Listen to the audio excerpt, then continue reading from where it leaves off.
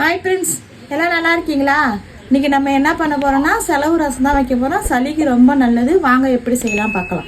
சட்டி வச்சுக்கலாம், எண்ணெய் ஊற்றிக்கலாம், வரமிளகாய் சேர்த்துக்கிறோம், ஜீரகம், சோம்பு, மிளகு, மல்லி, தேங்காய், உரிச்சு வச்ச பூண்டு, சின்ன வெங்காயம், தக்காளி, கருவேப்பிலை, கொத்தமல்லி, கல்லுப்பு, பெருங்காயத்தூள்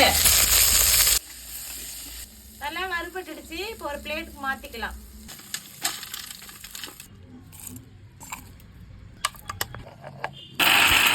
இந்த மாதிரி நைஸா தாளிச்சுங்க. தாளிப்புக்கு சட்டி வச்சுக்கலாம். எண்ணெய், கடுகு, உளுத்தம் பருப்பு, வரமிளகாய், கருவேப்பிலை, அரைச்சி வச்ச பேஸ்ட் சேர்த்துக்கலாம்.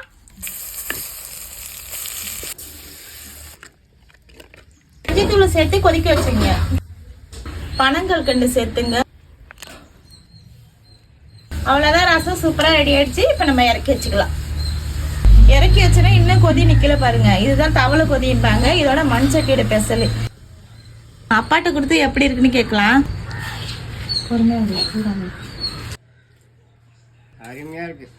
நீங்களும் இந்த செலவு ரசத்தை செஞ்சு பார்த்துட்டு கமெண்ட்ல சொல்லுங்க.